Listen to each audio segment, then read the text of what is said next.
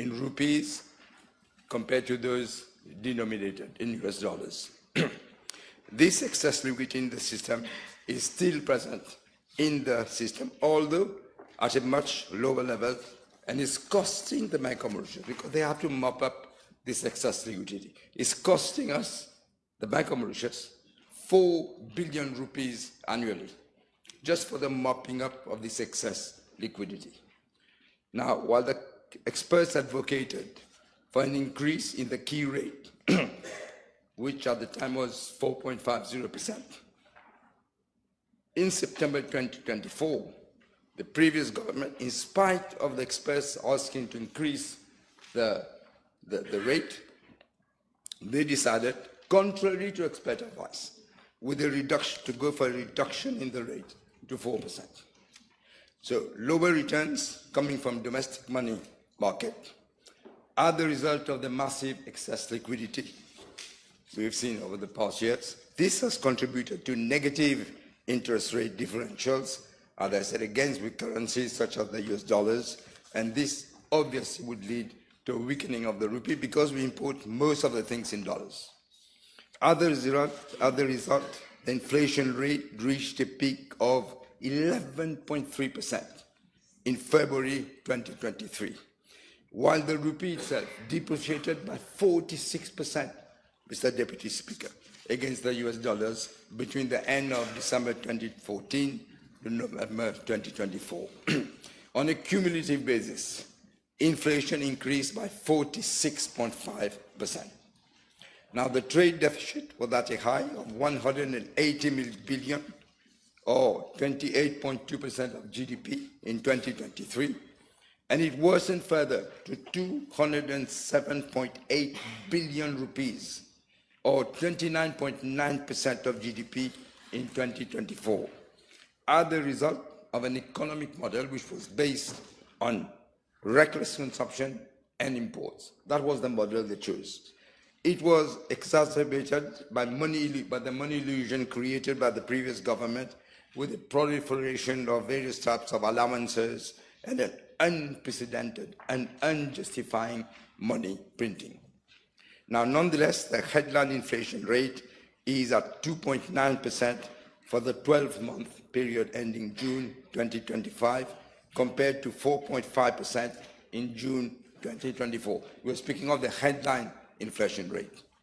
We expect the inflation rate for this year to be below 4%, that is within the target of the Bank of Mauritius. I must say, Mr. Deputy Speaker, there was a recent increase in inflation rate in June of 2025. There was a small peak. This is mainly due to the price increases from the budget of alcoholic beverages and tobacco. Excluding these products, the CPI index remained the same as in May 2025.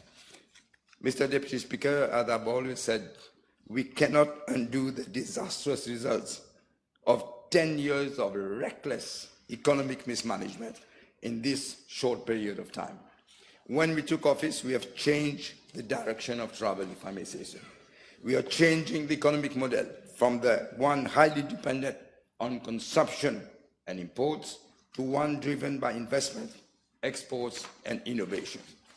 Now, let me come to some of the measures taken by both the government and the Bank of Mauritius to stabilize the value of the rupee. First, in December 2024, the Bank of Mauritius issued instructions to banks to ensure that all dealings in forex, including swaps and other derivatives, should be effected through financial institutions which are licensed by the Bank of Mauritius, not outside.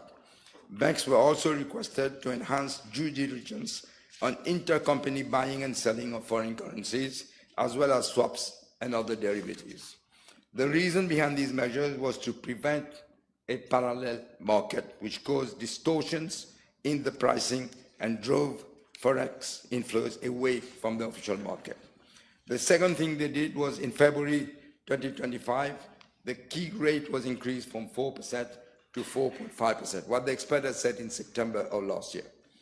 Thirdly, another instructions to bank was that forward transactions should be priced in a fair manner and in accordance with market fundamentals, as some sellers of the forex market, in the forex market, were imposing excessively high forward premia, which was against market conventions.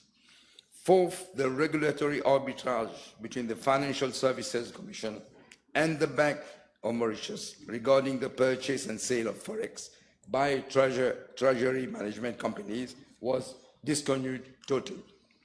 Fifth, the Bank of Mauritius has monthly meeting with the treasurers of banks through the Mauritius Financial Markets Committee. It is important to note, Mr. Deputy Speaker, that as a result of the removal of these dysfunctions, that the rupee stabilized on a trade-weighted basis. However, due to movements in international markets, the rupee has appreciated against the dollar by some 4.8%, and it has depreciated against the euro and the pound sterling. It is good to recall that the bulk of our imports are dollar-dominated. Mr. Deputy Speaker, allow me to detail some other measures we have taken to tackle inflation. First, the reduction in fuel prices by 5 rupees per litre in December 2024. Second, we have introduced targeted price controls on essential food products. Third, the markups were limited to between 25 and 30% in Mauritius and 5 to 8% in Rodrigues, effectively preventing speculative pricing. Fourth, we have removed VAT on a number of basic necessities in the budget, including frozen and canned vegetables, infant nutrition products, and baby food items that have become increasingly unaffordable due to imported inflation and currency depreciation. This measure translated into a direct 15% reduction in retail prices applied immediately. Fifth, we have introduced strict enforcement and monitoring by the Ministry of Commerce.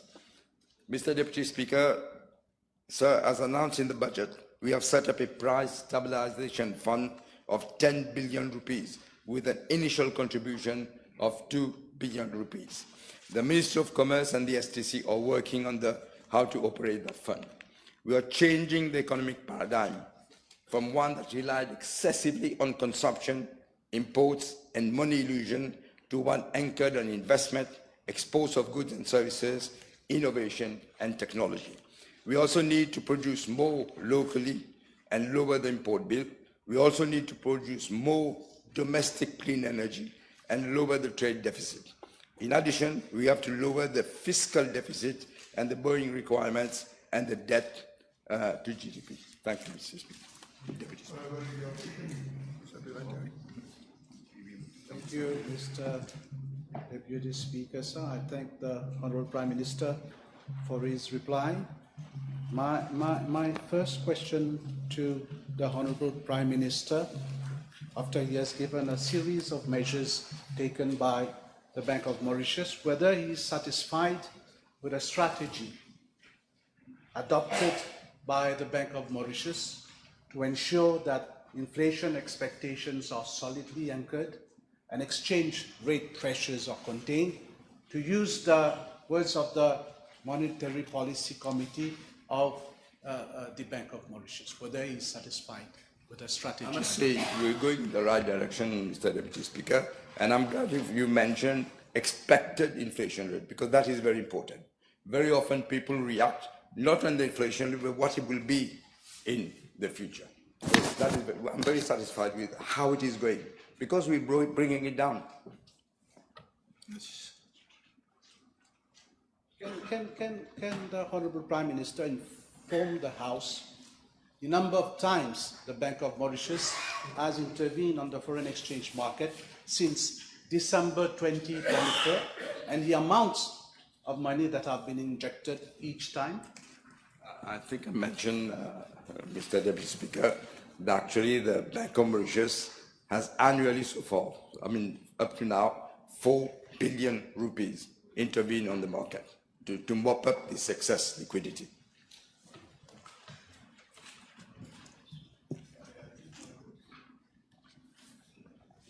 Can the Honourable Prime Minister inform the House whether during that same period the amount of foreign currency that has been made available to the different commercial banks in the country, and specifying which banks, which commercial banks, if you have the answer? I wouldn't be able to specify which banks, but I know measures have been taken. But as I said, This has been created over 10 years, so we are trying to adjust, but it is more foreign currencies available today than it was last year. But it's going to take some more time. The situation is different, Mr. Deputy Speaker, sir. Today, SMEs have to wait for almost 2 weeks to have access to foreign currency, and this ongoing currency shortage is affecting mainly import businesses, Honourable Prime Minister. May I ask you, Honourable Prime Minister, whether anybody from the government or from the Bank of Mauritius has met with importers, trade operators and representatives of commercial banks, at least to understand the forex shortage and try to find practical solutions, Honourable Prime Minister. I thought I addressed the question. What the Honourable Leader of the Opposition doesn't seem to remember. SMEs at the time, when you were in government, they were not getting any foreign currency, none at all. Not that they have to wait for 2 weeks or 3 weeks, they were not getting anything. That is why we are taking measures to correcting this. And as I said, the inflation rate is going down, the depreciation of the rupee is going down against the dollar especially, and we import everything in dollars.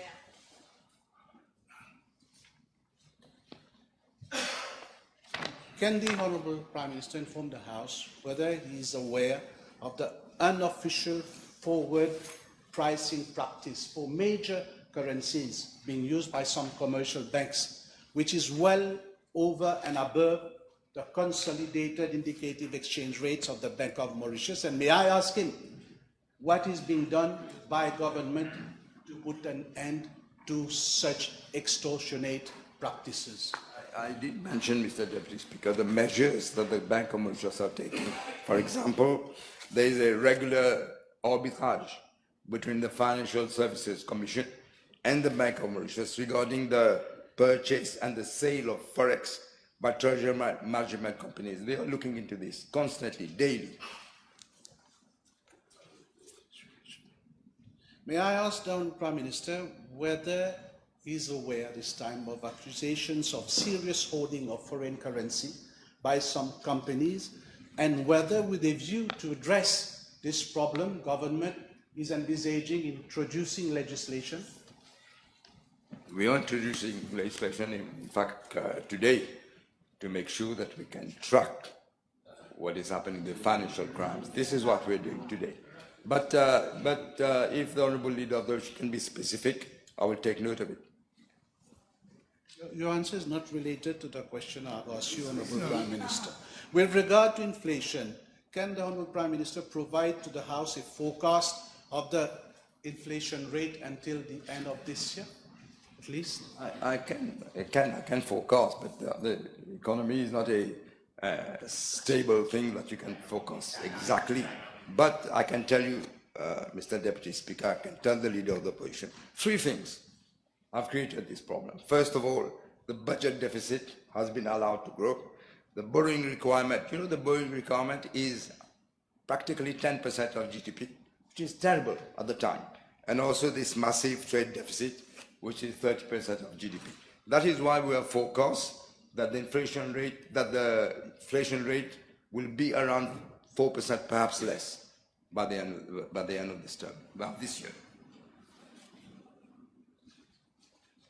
Mr. Deputy Speaker, sir, according to the Bank of Mauritius' latest figures, real estate contribution amounted to 24 billion of gross foreign direct investment, 32 billion of gross foreign investment in 2024 through IRS, RES, PDS and Smart City scheme. Yet, Mr. Deputy Speaker, sir, there is body of evidence that some or most of the forex gains are kept offshore. Has government considered introducing the necessary measures or legislation that require villa prices to be quoted, because it is quoted in foreign currency, to be quoted in Mauritian rupees, so that prospective buyers would need to convert foreign currency into rupees to pay for their property? In fact, these measures were encouraged by the previous government. I can't understand why the Leader of the Opposition doesn't seem to realize. They were given every kind of tax relief that you can think of.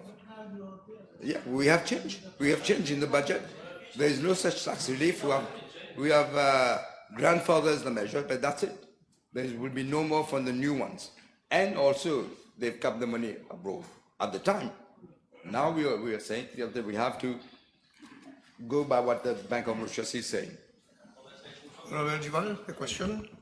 Will the Honourable Prime Minister concede that, despite his pledge to reverse the depreciation of the rupee, the Bank of Mauritius monetary policy has fallen short? In fact, upon taking office, the rate was 46 rupees and is now 45.41. When the depreciation of the US dollar has seen has fallen in value, historically fallen since 1973 to 10% of its value, so historically low. And I will ask him, therefore, can he state what is, with regards to the lack of supply of US liquidity on the domestic market, can he state what is, as at present, the volume which is being demanded in demand and the volume which is being able to be supplied, as at present, in Mauritius by the Bank of Mauritius? The Honourable member doesn't seem to realize what mess they made for the 10 years. This is what we are correcting, my dear friend. You can't, what you're saying, le Honorable veut le beurre, l'argent du beurre, la vache et la femme du fermier aussi.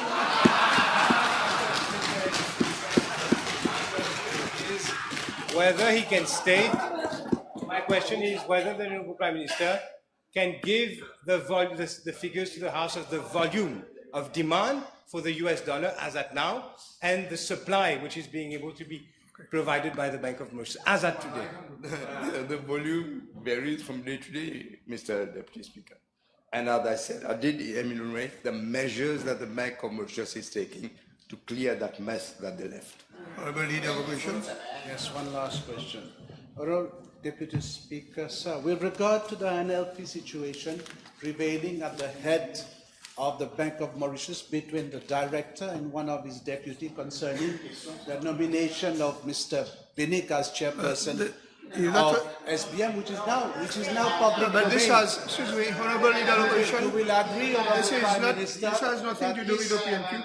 This current crisis will definitely affect the credibility of the Bank of Mauritius. Will the Honourable Prime Minister inform the House of the measure he intends to take to remedy this situation, which is negatively impacting the central bank? This is far away from the You PNQ. rightly pointed out, Mr. Speaker, this is a different question. Yes.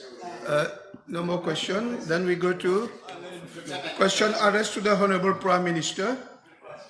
Honorable members, the table has been advised that PQB 462